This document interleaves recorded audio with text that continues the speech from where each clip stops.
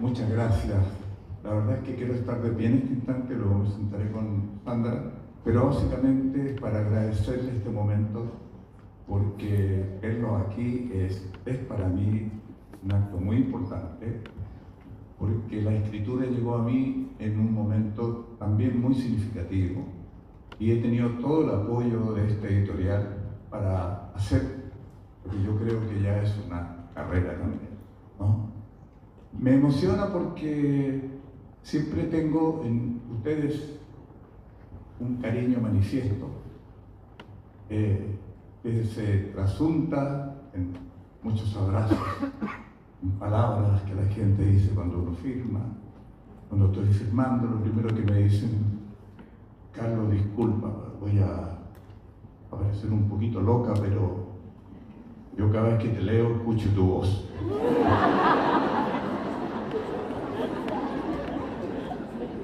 Y yo le digo, está loca.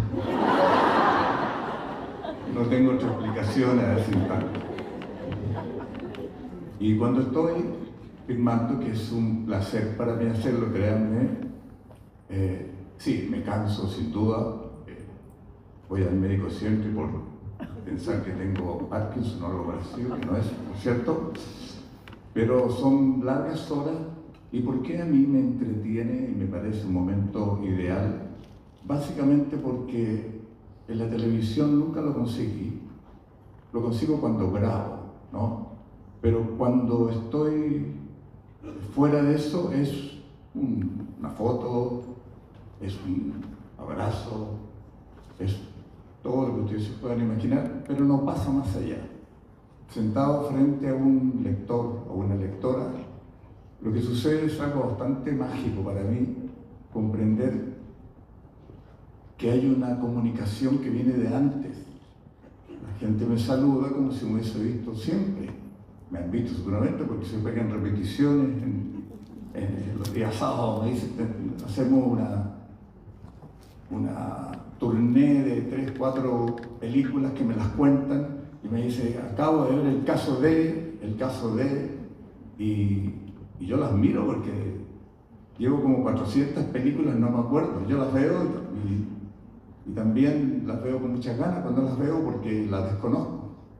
Pero estar frente a ese fenómeno que es para mí, tocarle las manos a una lectora, compartir un abrazo con un lector y recibir tanto cariño, es emocionante, sin duda que es emocionante y es lo que me ha motivado a escribir, porque se sientan y me cuentan una historia.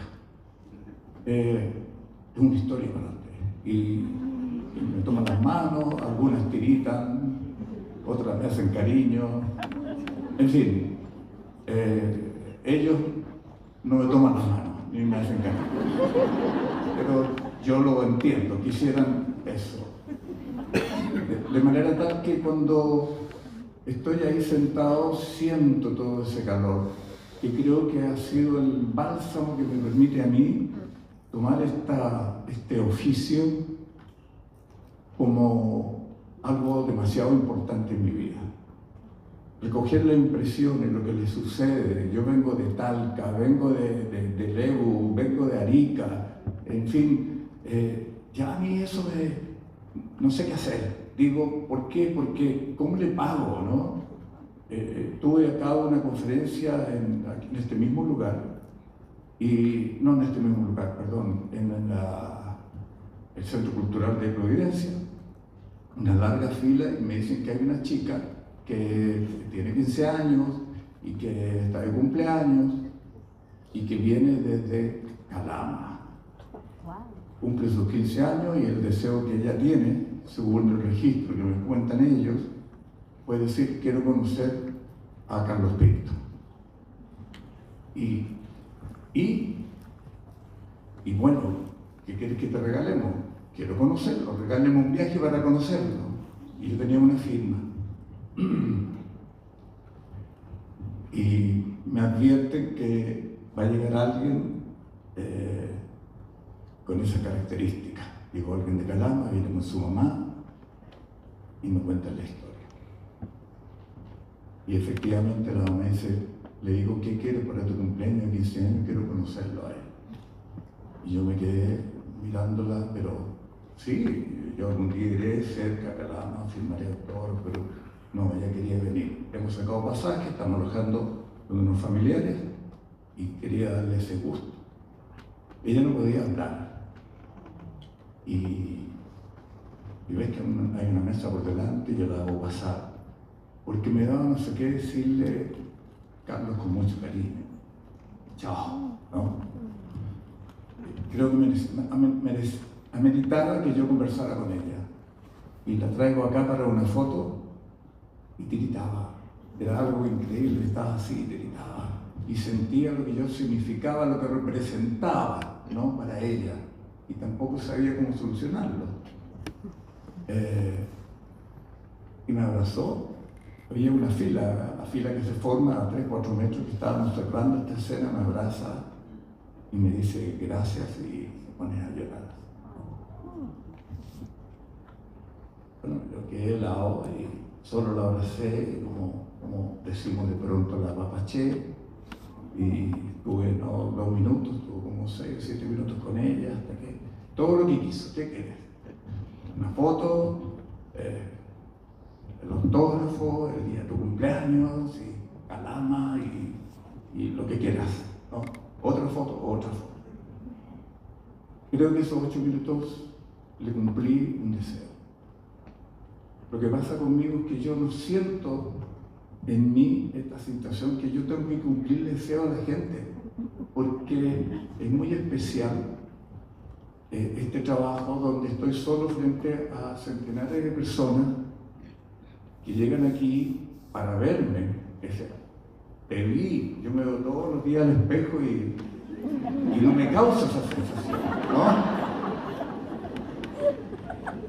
Entonces, claro, le significó algo, la literatura le significa algo, porque los libros los leen, no los compran para tenerlos en la casa, los leen y me los comentan y me dicen, ¿por qué hizo eso en el capítulo 2, en el libro 2? ¿Qué hice? ¿Qué hice? Entonces le pregunto, ¿qué malo hice? ¿No? Usted sabe cómo hice. Si yo creo saber, sí, yo creo saber al instante que a ella le pasa algo. Hacer estos libros son distintos a hacer novela rosa, ¿no? Básicamente porque uno tiene un escondite en cada uno de ellos. Cada vez que uno escribe un libro, lo que sucede es, no le cuenten a nadie lo que pasa, porque puede quedar sin ventas, ¿no? Por favor, porque si saben el final, ese spoiler es fatal, ¿no? Entonces, yo deduzco dónde le puede haber significado un algo. Entonces, me cuento esta anécdota que es muy íntima. Estoy con mi mujer en la playa, en un lugar bastante solitario, no por lo que ustedes estaban pensando. Estamos de día, ¿no? Ella se puso a leer, ahí a unos 4 metros pasaba gente de vez en cuando, todo muy lindo, ¿ya? Y estoy ahí y yo soy de imagen, entonces encargué un trago y lo puse ahí, me tomaba un trago mirando, como que me sacaba fotos imaginarias, ¿no?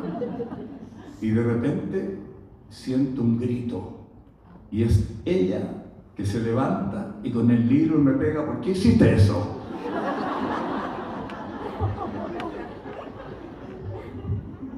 ¿Qué hice? No me acordaba. Entonces me dice, pero, ¿o lo escribiste tú o no esto? Me dice. Ah, sí, pero no les puedo contar.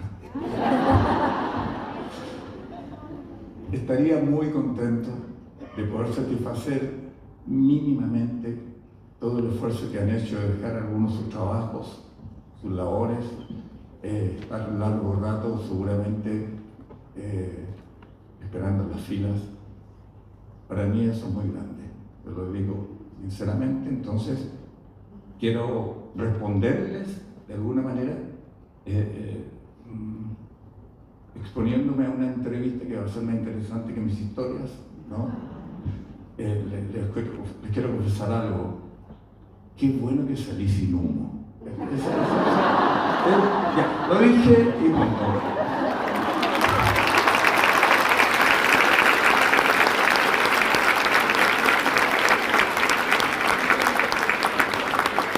Estoy averiguando cuál es el nombre de las personas que son adictas al humo.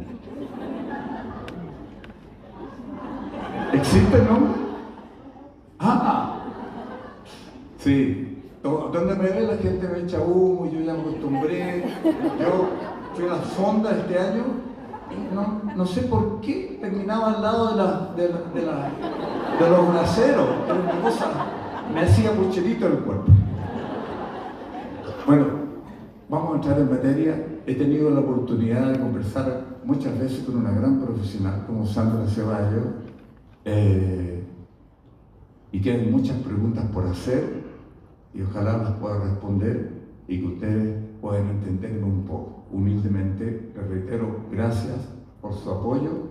Estoy muy entusiasmado y espero que todo salga bien. No fumen porque me voy a bajar, ¿no? Bien, Sandra Ceballos. Buenas tardes. Ustedes habrán notado que él podría haber hecho la presentación sola. Yo estoy aquí, no sé muy bien por qué. Porque soy adicta al humo. De hecho, ya que estamos en confesiones, les voy a confesar que cuando a mí me invitaron a presentar a Carlos, lo primero que pregunté, pero ¿y hay humo? Pero bueno, como le tengo mucho cariño, Perdón, ¿qué? Pregunté si había humo. Me dijeron que no, pero bueno. Sí. Como te tengo mucho cariño, ya hemos conversado antes, dije, no, vamos, ¿cómo no voy a querer conversar? Pero te voy a asociar esa satisfacción. Voy a ir a la China, que vende de todo, parece que tiene una ampolla que uno tira solo como guatapique y sale humo. Quiero ver si funciona en realidad y sería mi primer emprendimiento. Mira, tú a esa cápsula le pones nada así a presagiar y hacemos una. Obvio que sí. Oye, primero que todo, darle las gracias a todos quienes están acá, porque cuando se anunció esta presentación, este lanzamiento, me puse a leer las redes sociales y de verdad que noté el cariño que tienen todos por Carlos, la admiración, el respeto. Y mucha gente de regiones, incluso habló, yo no sé si hay gente de regiones aquí, que dijo que iba a venir, mira, muchas manos alzadas, Carlos, que dijeron que iban a venir especialmente a esta presentación. Yo no sé si, así está, muy bien, Jorge Andrés González. No sé si habían leído El Jardín de los Inocentes, sí. El Silencio de los Malditos, sí. Y El Camino a las Bestias. Sí. Bueno, para eso estoy yo, para que vayamos soltando un poquitito parte de esta historia y nos vayamos metiendo en el mundo de cómo trabaja Carlos Pinto. Una historia que, como siempre, está inspirada en hechos reales, pero que tiene varias particularidades. Aquí se va contando la historia de unos amigos, sus respectivas familias, pero en paralelo parte la historia de unos policías que tienen que investigar un crimen, ¿no? Donde hay un autor confeso. Y lo más interesante probablemente es que van a estar toda la novela pensando en quién es la víctima y quiénes son los asesinos, porque podría ser cualquiera. Y eso es parte de la magia de Carlos Pinto, que lo conversamos un día fuera del micrófono, Carlos, y es el hecho de lograr contar historias profundamente humanas. A lo mejor estábamos acostumbrados a que asociábamos humanidad a sensibilidad, a empatía, pero los humanos también tenemos un lado oscuro. Y ese es un hilo conductor probablemente en tus historias, ¿no? Hacernos preguntar a nosotros mismos, ¿podría yo ser capaz de algo de lo que hizo alguno de estos personas? Bueno, tú has dicho una palabra que para mí nunca la he borrado de mi quehacer, es que independiente del género en el cual trabaje, para mí tiene valor la idea de no apartarme de la humanidad como género y del ser humano como individuo. He optado por el crimen, por decirlo así, porque ese es el paso más fundamental donde el ser humano podría dejar de serlo y convertirse, como dice el libro, en una bestia. Es como el umbral. Podrán asustarse con el día menos pensado, pero tiene humanidad. Está la gente común y corriente en pantalla, en el Mea Culpa está la gente común y corriente, y en estos libros tiene una diferencia sustantiva.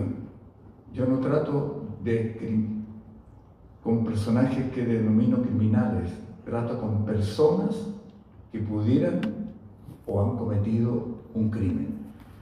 Y esas personas tienen que ser, Sandra, comunes y corrientes. Eso es lo fundamental para que yo me sienta a escribir una historia, porque creo, sin lugar a dudas, que es la manera de poder establecer que más allá del suspenso que pueda tener, más allá del drama que yo pueda presentar, es cuánto de esa historia me interesa a mí. Y si a esa persona le interesa, puede establecer, porque se tiene que sentir identificado con los personajes. Tarea dura, que se identifiquen, que los quieran y probablemente que después los odien. En cualquiera de los casos, lo que sucede es lo que yo quisiera nimiamente, que hubiese un cambio en el lector, en este caso. Un cambio en quien accede a la historia. Las historias no son gratuitas, las historias tienen un sentido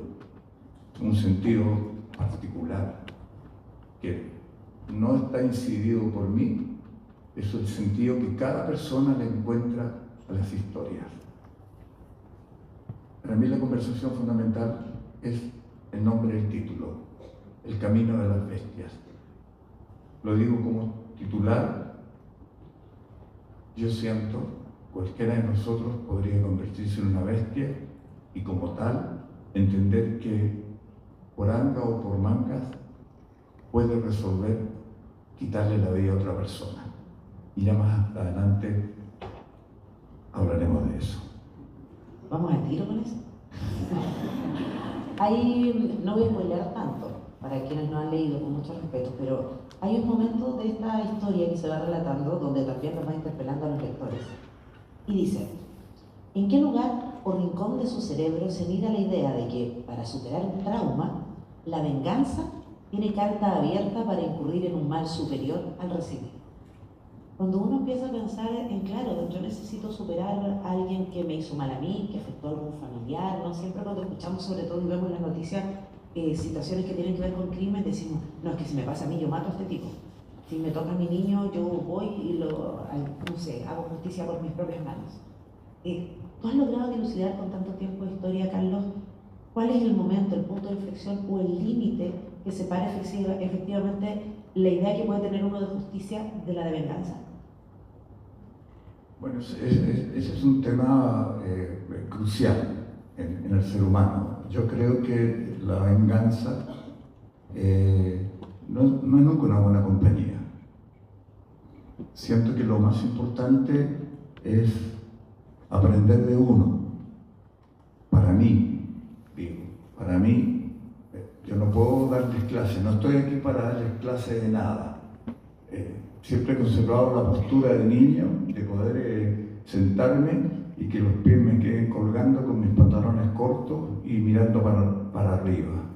Mirar para arriba significa no humildad, significa que siempre estamos aprendiendo. Y a lo mejor lo que me sucedió a mí tras recurrir a las cárceles y definir que mi vida había mejorado sustantivamente como para convertirme en mejor persona, se lo debo al lugar más oscuro que tiene la sociedad. Pues entonces, cuando una persona entiende que la venganza es la alternativa, no puedo decirle que no lo hagan. Yo no tengo esa fuerza en el valor ni la intención. Sí puedo mostrar una historia que también me conmueve a mí, porque cada historia no tiene como el fin político, humano, de que mi pensamiento sea el que prime en su lectura. Yo siempre expongo porque el que más duda frente al cambio de los personajes es uno. En este caso yo tengo un pensamiento respecto a lo que escribo, pero no subrayo para que piensen iguales. Por eso que me gusta escuchar a las personas que firman conmigo, que me dicen, le digo, ¿qué sentiste en este momento? Y me cuentan qué sienten, ¿no? Y ahí dicen, escuché tu voz. No, no es eso. Siento, Sandra, que para comenzar la pérdida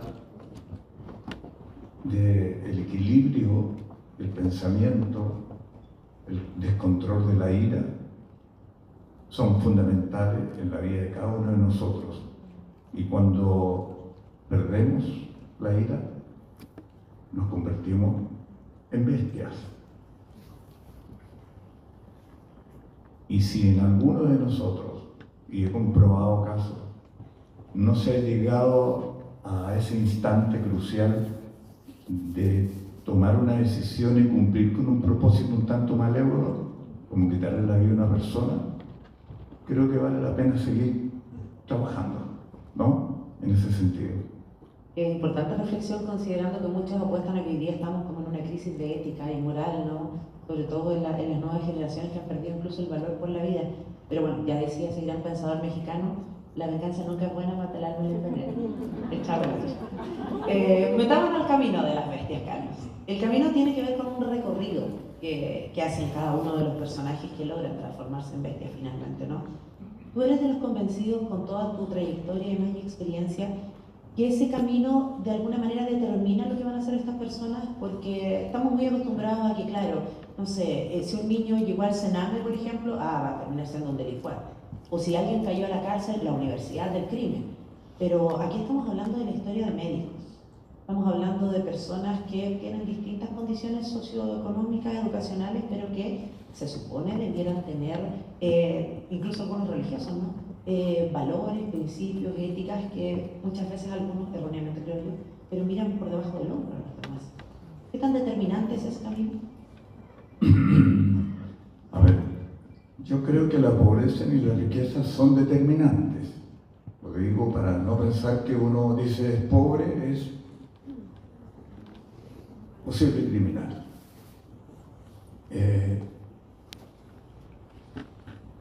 Yo siento que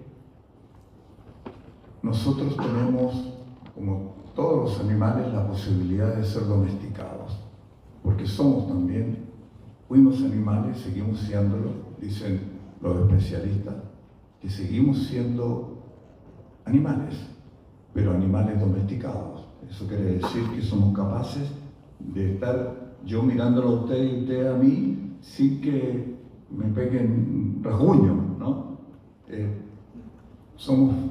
Nos estamos comportando, yo hablo y ustedes escuchan, y es un acto de domesticación. Cuando uno lo entiende así, le otorga a la domesticación un extra valor. ¿Y qué entendemos por domesticación? Bueno, todo lo que hacemos justamente para vivir en sociedad. Nosotros nos vestimos para salir a la calle, los animales andan sueltos ahí, a la buena de Dios. De pronto me gustaría que se fuera, ¿no? Pero entender que estas situaciones nos han ido controlando y nos tienen hoy día yendo a un zoológico para ver a nuestros antiguos hermanos que están atrapados ahí porque somos iguales que ellos, pero nos encontramos tan diferentes porque a través de los miles de años nos hemos ido domesticando. Eso es una suerte de axioma que yo subrayo, pero no es un invento mío. Yo escuché esto y me hizo mucho sentido y comencé a investigar y me di cuenta que, dado el trabajo que yo hacía, trabajando con un material de alto riesgo como son seres humanos que están encerrados, ¿no? Luego de haber cometido un delito importante, entonces uno piensa, ¿qué falló aquí? ¿Son pobres los que cometen crímenes? Sí, pueden serlo. ¿Son profesionales? Sí, pueden serlo. Todos somos capacitados, estaríamos virtualmente capacitados para cometer un crimen si perdemos la domesticación. Ciertamente la educación es uno de los procesos más significativos y ciertamente las clases más modestas acuden a colegios distintos y muchos de ellos no asisten a clases porque alguien no le dio importancia a la educación. ¿no? Y es un material como ser humano de alto riesgo, sin duda que sí. Pero están otros riesgos en los que dicen que son grandes profesionales. Está el gran riesgo que es el poder. Sentir cómo pesa el poder sobre el otro. Y eso también es antidomesticación, ¿no? Bueno, hay muchos elementos que van corrompiendo al ser humano efectivamente en ese camino. Pero además hay algo súper interesante en la forma en que Carlos nos lleva en este camino de las bestias, que uno dirá, claro, es un libro para adultos, porque obviamente tiene crímenes, tiene historias muy duras, muy fuertes, y nosotros las vamos a entender y nos gustan y las buscamos. Pero además cada historia contempla, curiosamente, la mirada de estos personajes en su niñez, porque efectivamente ese tema de la delincuencia también, diría yo, tiene que ver con cicatrices, con huellas que dejan en nosotros las experiencias de la infancia. Me parece que es una reflexión interesante que hagamos, Carlos, porque efectivamente hoy por hoy, con una crisis de salud mental, algunos se están haciendo cargo de esas huellas que tienen. Pero venimos generacionalmente a historia de que no importa si se te va a pasar, si ya pasó. Cuando abrazas a alguien y dices, no, ya pasó. No pasa, no es así, ¿no? El hacerse cargo, qué relevante es de lo que le pasa a nuestros niños y a la vez de cómo nosotros hoy día nos estamos relacionando con nuestros niños, por las huellas que podemos dejar. Sin duda, yo creo que es una interesante pregunta que yo te la puedo responder como un ser humano que común y corriente. No puedo ser determinante en lo que te responda, porque mi labor más que profesional en la criminalidad, mi labor es casuística, ¿no? Yo soy, si quiero definirme, soy un hacedor, soy un creativo, soy un hombre que tiene el paraguas del arte, ¿no? Pretenciosamente, porque es el paraguas, no necesariamente soy un artista, pero sí estoy bajo el paraguas de los que creen en el arte. Y mi arte es poder traspasar justamente traspasar las sensaciones y las vivencias de la manera más adecuada dentro de mi trabajo, en imágenes, en audiovisuales, en películas y hoy en la literatura, con todo lo que eso significa. Pues bien, desde la casuística puedo pensar en la importancia que tiene un chico de 5 años, ¿verdad? De 5 años que a lo mejor todavía no se inicia en el colegio, probablemente viva a pies pelados todo el día jugando a la pelota, probablemente vaya en sandalias a clase en invierno. Ciertamente hay una dureza para entender ese proceso y lo significativo que es que a esa edad, como bien tú expresas, existan heridas tremendas, que el tiempo, como dicen los poetas, lo borra todo. Esas son muy difíciles de borrar y son determinantes, porque en cada persona adulto que yo he entrevistado siempre está ese niño presente, siempre ese niño está presente, porque vivió en un hogar donde probablemente no hubo amor por la familia, probablemente no hubo un ejemplo laboral, y lo único que lo sostiene es el poco o mucho cariño que de pronto esa madre le da a ese niño. Pero ya está un poco cojo. Por lo tanto, es posible que cuando tenga 11 años alguien que se dedica al narcotráfico lo considere rápidamente en sus sombras para que robe por ellos, como lo hacen hoy día, y nos damos cuenta que estamos generando un ser humano que entre de una u otra manera al camino de las bestias, a entender que le costará muchísimo tiempo poder compensar la falencia de ese motor como un avión, ¿no?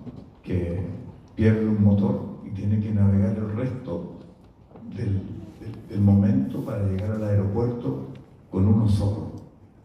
Y es difícil, pero se puede aterrizar. Pero ciertamente, y todos nosotros, tenemos heridas que cicatrizan rápido, pero todos tenemos cicatrices y con esas tenemos que lidiar. Y muchas veces no tenemos las herramientas. Y las únicas herramientas son precisamente los trabajos que uno hace. El arte, el trabajo, la literatura. Quienes leen viven vidas de otras personas y aprenden cosas que no sabían y van creciendo por algo que es importante y que es lo que yo recomiendo: el valor de las experiencias ajenas combinadas con las experiencias personales. Si estas son buenas, es probable que esa cicatriz sane. Puede que quede la marca, pero no va a ser significativa. Y si eso se logra, hay un ser humano ahí, pero nuestro, digo yo, de aquellos que creemos que podemos controlar la ira, no siempre, o cómo hacerlo. Yo, por haber trabajado en la cárcel y haber estado preso literalmente más de un año, por la entrevista digo, sentir que me he convertido en mejor persona y entender que la experiencia de estar encerrado es lo peor que puede tener un ser humano, evidentemente yo salí convertido en otra persona.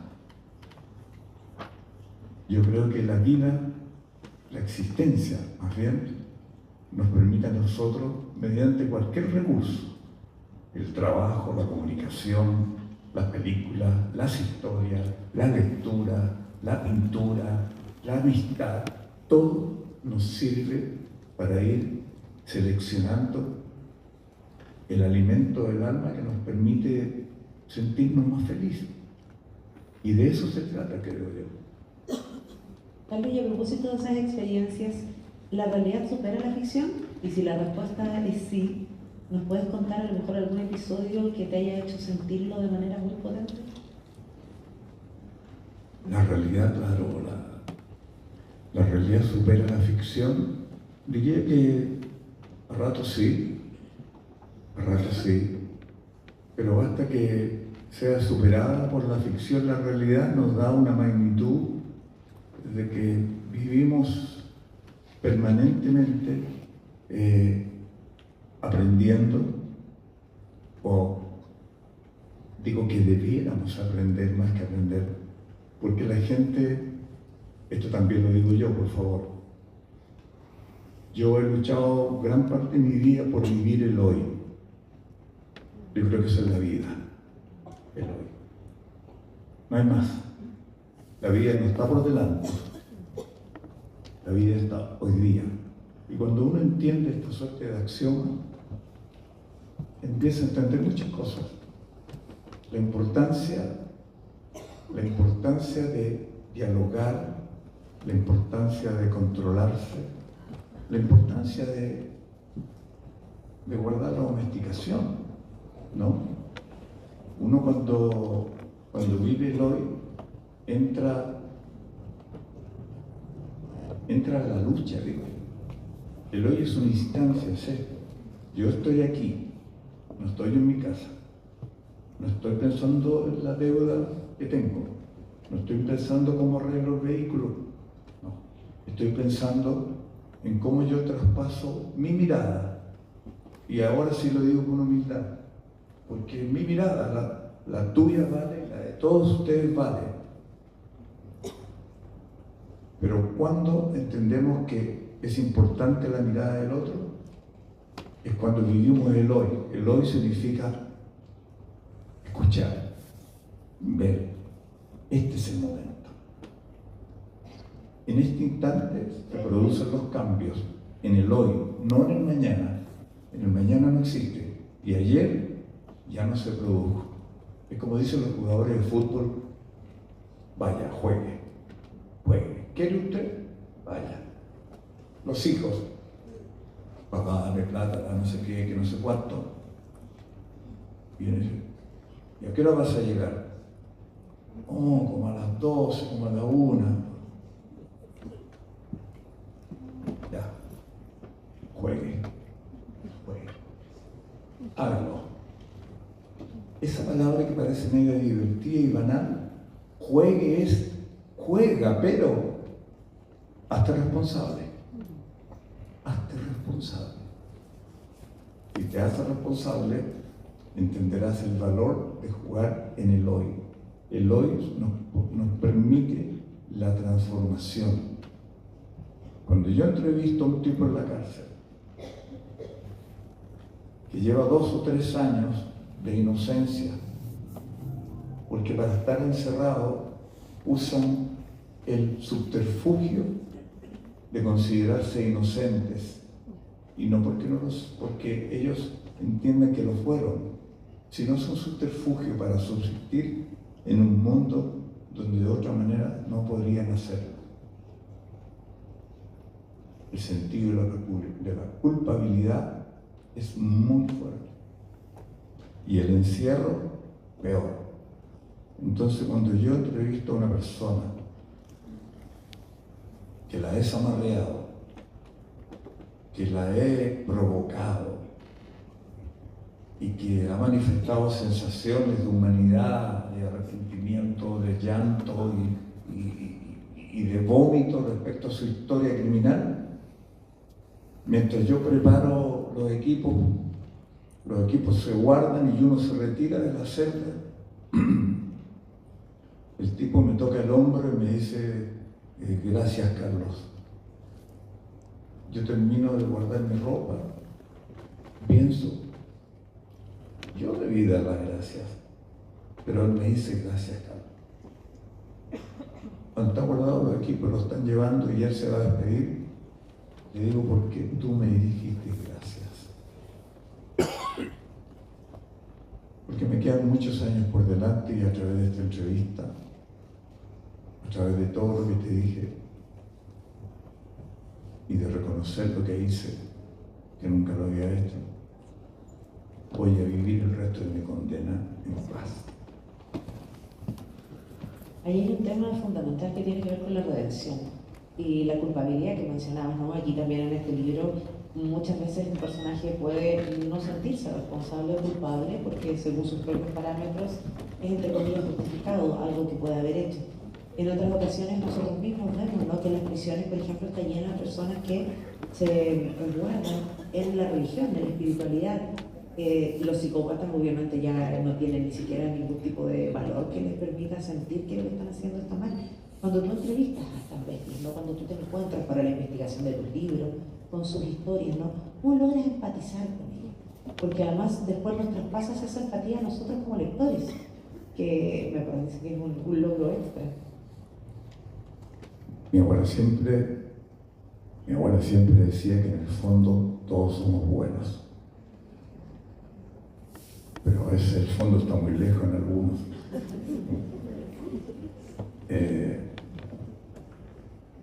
Mira, me gusta mucho esa pregunta porque tiene que ver cómo empatiza. Yo siento que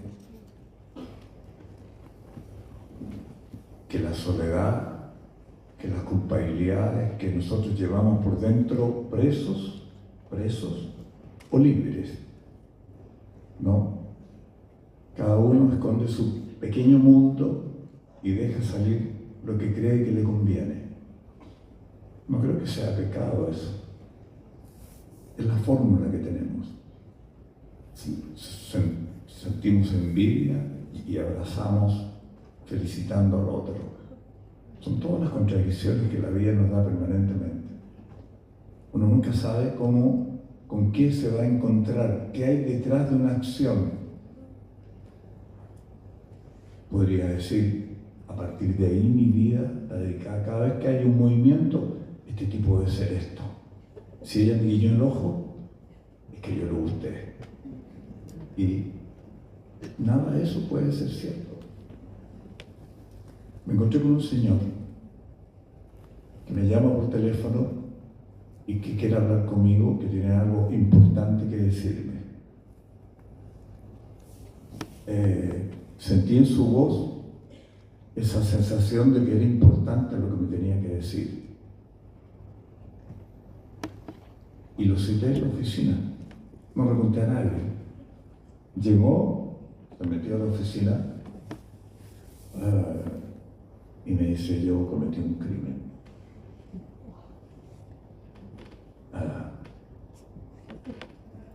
No sé si estaba tomando agua o café y no le voy a contestar, no, porque estaba atorado.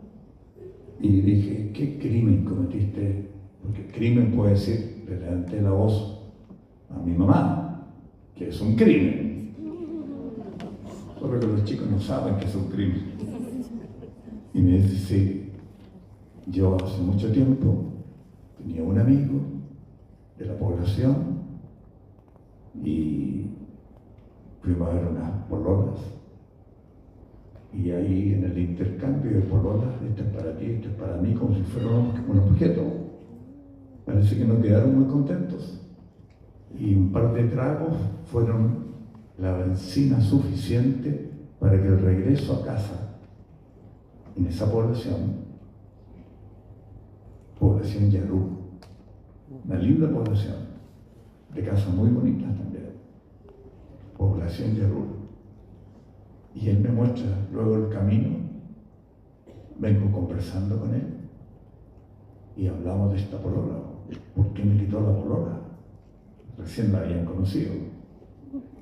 Pero el alcohol fue el gatillante para que aparecieran las más bajas intenciones.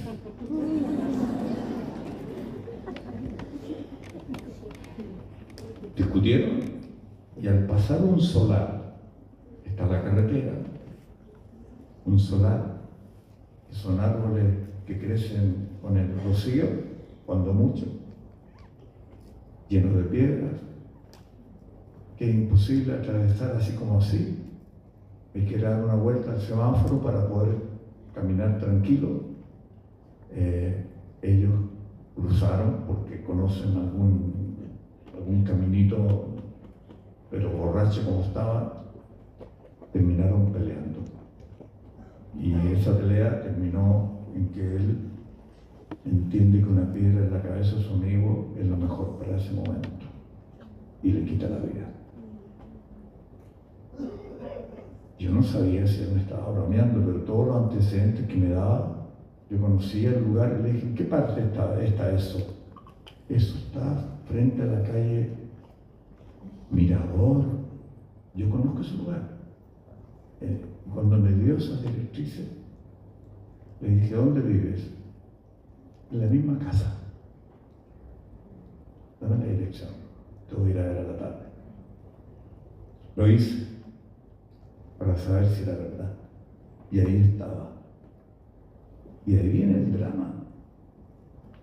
Me dice: yo quiero contarte a ti porque me da no sé qué entregarme a la policía. Tengo miedo. Habían pasado 7 años. 7 años de ese crimen. Y a él se le ocurre que yo tengo el poder de exculparlo. Bueno, cuento corto, quedamos de reunirnos. Le dije: yo no puedo hacer nada por ti que no sea entregarte a la policía con muchos recaudos. Yo hablaré con ellos y les explicaré, en fin. Fue todo un drama eso, porque él acepta y en el momento de entregarse dice que no. Y los policías estaban en el lugar que me había indicado, con un panel de trabajo. Y le dije: en esta zona él dice haber enterrado a su amigo, o sea, frente a su casa, a unos 30 metros de su dormitorio. Se levanta, ve el solar todos los días y ve la tumba hechiza de su amigo. Es lo que él hizo. Lo enterró, puso piedras y el solar siguió siendo el solar. 7 años de impunidad que matan el alma. Yo creo que no hay peor castigo que la impunidad. ¿Sabe? saber que uno hizo algo humano y que no lo ha pagado. Es como una deuda, es una deuda del alma. Cuento corto. Lo entregaba a la policía. La policía fue al lugar, descubrió 7 años después el cadáver de su amigo, que los padres lo buscaron incesantemente y estaba a muy pocos metros de su hogar, de la víctima y a pocos metros del victimario. Entonces el victimario se levantaba, tendía los brazos, miraba, hacía un paneo, soy cinematográfico yo, paneo eso, y ve allá la tumba de eso. Y esa imagen de ver que tras esos árboles que crecen, como digo, solo con el rocío, porque nadie los riega, semisecos, está su amigo. Él me cuenta que eso le penaba. Lo detuvieron, ciertamente, y estuvo 3 meses preso. 3 meses preso y lo soltaron. Lo soltaron porque el caso estaba prescrito. No, semi-prescrito. Tenía 7 años y medio y a los 10 prescribía. Y lo que hicieron con él fue darle media prescripción. O sea, la condena que tuviera se la reducían a la mitad. Pero como ese delito no se hubiese descubierto, si no hubiese sido gracias a él, le dijeron: vete a casa. Cuando salió me dijo: Carlos, estoy libre. Estoy libre. Bueno, yo hice el caso y grabamos en su casa. No sé que los puedo aburrir, pero grabamos en la casa. Voy al dormitorio que él tiene, hago el ejercicio de levantarme de su cama, me acuesto, me levanto, veo el lugar, allá está. Estábamos ya grabando la película. Y yo veo así, dice, ¿qué pasó por la mente de este tipo para que de pronto dijera: ya, me voy a entregar y voy a sanar mi alma? Es digno. La impunidad mata. Si yo pago, quedo tranquilo con la sociedad. Eso es lo que él hizo. Y yo me fui con esa ilusión de que él haya puesto su cabeza en mi hombro, haya creído en mí y que su condena fuera tan solo de 3 meses. Y mientras grabábamos, yo miraba hacia allá, miraba hacia el frente, ese solar enorme que está a nada de la carretera del Sol, y miro hacia el lado derecho, yo como detective esta vez, ¿no? Digo, ¿qué habrá? No, como alguien que le gusta saber por qué la gente hace cosas como esas. Me pareció un tremendo tipo a mí él. Pero mira al lado derecho, y a 2 cuadras, veo que viene una tropa de trabajadores con máquinas porque están pavimentando el lugar, están haciendo una carretera. Ahí vienen. Y cuando él, dije yo, se acusa conmigo, venían a 4 cuadras, ahora quedaban 2. Y descubro que él me debe haber usado, porque en 1 cuadra, en 2 meses más, esas máquinas llegaban a la tumba de su amigo y era probable que al levantarse lo descubrieran. Esto se los cuento a ustedes, porque si lo hubiese contado en ese momento, yo dije, ¿cómo no me di cuenta que él me usa? Entonces, uno nunca sabe qué hacer y el porqué de las personas. Es una historia que me acuerdo y me da como rabia en vez de alegría. Me encontré en Canal 11 que lo invitan para entrevistarlo conmigo una sorpresa. Me tuvieron que soltar porque había perdido la ira, lo estaba ahorcando yo.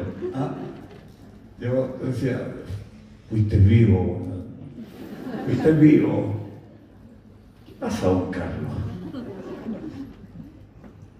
Está bien, disfruta tu libertad. Claro, de lo contrario no habría estado el atenuante de haber prestado colaboración en la investigación. Carlos, esta historia, y ojo, esto es un poquito spoiler, pero algo de toda esta historia hay en este libro. No vamos a decir qué cosas, pero hay algo de eso. Porque es la historia de tres amigos, de Julio, de Guido y de Benjamín. Pero a la vez hay otros personajes en estas historias, ¿no? Hay personajes que son familiares, que son personas que trabajan unos con otros, que son parejas, y que muchas veces estas bestias los transforman en, tal vez, quienes ven, quienes son testigos, pero a veces también en cómplices. Me parece muy interesante también el darle la mirada y la vida a esos otros personajes, porque nos concentramos obviamente en quienes son los autores, a veces intelectuales, a veces concretamente, pero hay todo un universo alrededor que también queda marcado por la criminalidad. Sí, claro. Cuando hay un cantante, una orquesta y un solista, y hay muchos músicos, hay una comparsa de personas que componen nuestro entorno. Sin duda, la importancia de los amigos, la importancia de quienes se reúnen, la importancia de las reuniones de mujeres, las decisiones que se toman, todo eso nos ayuda a entender. Somos el arco y la comparsa de historias de otros. Y esos otros son las comparsas de las historias nuestras. Y si uno lo entiende así, puede establecer lazos mucho más concretos. Yo siento que esos personajes que tú dices tienen que ser importantes, porque cuando uno hace lo que nosotros hacemos los escritores de distintas maneras, es traspasar realidades, probablemente no exactamente como es la realidad, sino como uno entiende esa realidad, y cada uno la entiende de esa forma particular. Y te contesto, para mí es importante que esos actores secundarios de las novelas, de los cuentos, cumplan exactamente esa finalidad. Y para eso tienen que ser muy significativos como personas, tienen que tener vidas, aunque solo como ciertos actores que comienzan, entregan una carta. Una hora de función, entregan una carta y dice el actor, mi primer papel. Ese fue mi primer rol, una carta. Luego tendrá texto. Lo significativo es que ese ambiente permita que cuando el actor que hace el papel principal se luzca, yo no puedo fallar, porque si no le entrego la carta, el tipo no sabe qué hacer hasta que la carta llega. Bueno, todo un engranaje, y cuando hay una historia que tiene tantos personajes, me imagino que debe ser súper cuidadoso. Metamos un poco en la cocina de tu proceso de escritura, porque hace algunas semanas estuvo aquí Isabel Allende presentando su última novela, Mi nombre es Emilia del Valle, y ella contaba la experiencia de haber escrito una novela policial y dijo, nunca más voy a escribir una novela policial, fue esa y no hay más. ¿Cómo voy a escribir una novela? Policial. Nada que tuviera que ver con eso, porque tenía que darse cuenta que había que hacer como una especie de mapa y organigrama, porque tiene que ser todo muy coherente, ¿no? Todos estos personajes que mencionábamos, obviamente las acciones que hacen y que van afectando a uno y a otro, tienen que ser consecuencia, ¿no? Y ahí, ¿cómo te preparas tú, cómo te organizas para que en una historia que tiene tantos personajes, cada uno sea fiel a su propia historia, pero además cumpla el rol que tiene que cumplir en una obra tan coral? Sí, yo creo que todos los escritores deben ser distintos. Así como algunos lo hacen en la mañana, otros en la tarde, otros en la noche. Escribir, digo, por si acaso. Uno elige eso en forma muy íntima. De modo que cuando uno se enfrenta a la disyuntiva de hacer un caso policial, debe tener la misma dificultad que si yo hiciera una historia de amor, para que me creyeran que Juanita está enamorada de Pedrito. No, pero Juanita te puede decir, yo no dije eso. Yo creo que es tan difícil como hacer una historia de amor. Claro, que calcen las cosas. Además, mira, si lo dijo ella, le guardo el respeto necesario. Claro, ella lo pensó que tenían que calzar todas las piezas. Sí, debieran calzar. Pero eso va sucediendo paulatinamente. Y si le interesa al público cómo lo hago yo, lo hago cada día.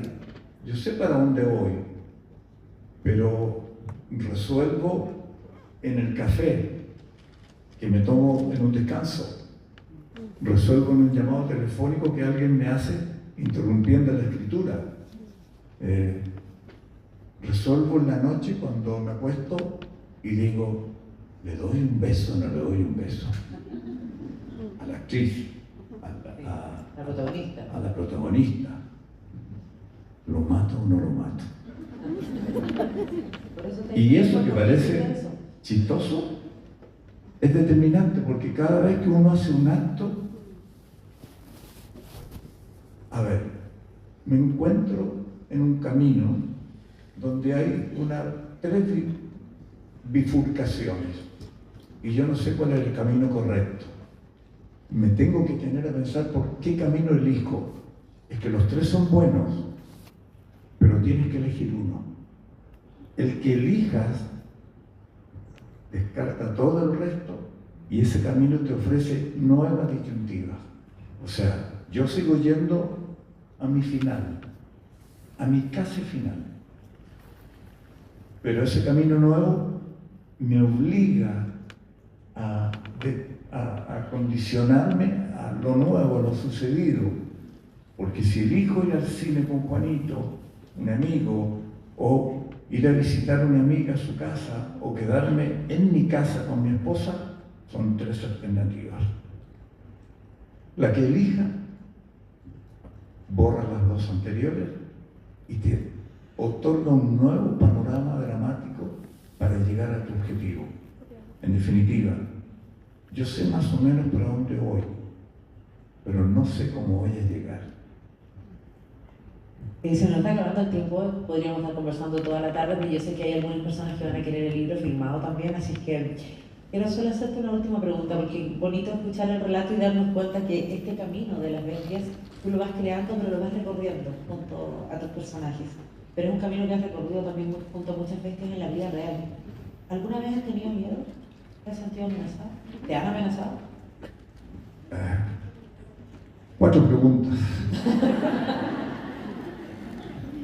Sí, he tenido miedo y tengo miedo. Pero son miedos, como te dijera, visualizados, ¿no? Son acotados. Mi máxima para entender qué es la vida es, ¿se las doy o no? No. Mi máxima de entender que la vida, de partida, título, la vida no es un ente, la vida para mí es solo un escenario. No es más que eso. No es buena la vida ni mala la vida. El bueno o malo es como yo en ese escenario me desarrollo. Entonces determino que la vida me hace más dueño cuando siento que ella me permite a mí entender que no sé nada de lo que puede suceder a la vuelta de la esquina, pero lo que sea, debo enfrentarlo. Y la máxima es estar preparados para lo inesperado. Es decir, no sé qué me va a pasar, pero para lo que pase, estoy preparado. Parece mucho sentido. Pero esa máxima es lo que me permite a mí, como escritor, nos vamos con esto. ¿Qué le va a pasar al personaje que no lo tenía estudiado? Algo saldrá. Algo saldrá. Ese es un camino que para mí es vital. Estar preparado para lo inesperado. No sé lo que pasa a la vuelta de la esquina, pero sea lo que sea, lo voy a enfrentar. Y enfrentar significa me hago responsable. Y si eso lo practico permanentemente, pues bien, creo que nunca uno termina de crecer. Por eso que creo que la literatura llegó a mí como algo, como un bálsamo, como algo que me da más vida. La vida para mí tiene algo muy importante. Una sola certeza tiene, la incertidumbre. No sé qué va a pasar, pero lo que pase, estoy preparado. Tenemos que entrenar para eso, cada uno. Y me fui por otro lado, ¿no? ¿Qué camino elegí? ¿Qué camino elegí? Porque me hiciste... Tenía que ver con los miedos, con las miedos. amenazas. Bueno, tengo miedo, sí, y tengo miedo grandes, pero con este axioma, por decirlo de algún modo, no los rehuyo, los enfrento, sí, y racionalmente, por lo que he aprendido, ¿no? Los enfrento, porque muy cortito. Conocí a un tipo en la cárcel y quise entrevistarlo y me dijo que no me podía dar la entrevista. Fue muy taxativo en eso. Y le preguntan al que, en soledad, le pregunta al compañero de celda, qué raro este tipo, ¿por qué no me habrá querido dar la entrevista? Y me dice, es que él está libre. Y yo, no sé, es un gendarme que esté de civil. No, me dijo, salió en libertad. Pero si está preso. Y me cuenta la historia. Porque lo enfrento y le digo, discúlpeme, le voy a respetar, no voy a decir nada, no voy a grabar esta historia, pero cuéntemela. Por favor, cuéntemela. ¿Ah? Y me dice, sí, salí en libertad hace un mes, después de 15 años. Y yo no quería salir, porque aquí es mi vida, esta es mi casa. Pero me obligaron a salir en libertad. Yo no tengo a nadie, tengo solo a mi hija. Salgo, me despido emocionado de mis compañeros, siento la puerta de la cárcel que se cierra detrás de mí y me dijo, habré pasado largos minutos sin saber para qué lado ir, porque no tengo destino. Y decidí ir al lado derecho.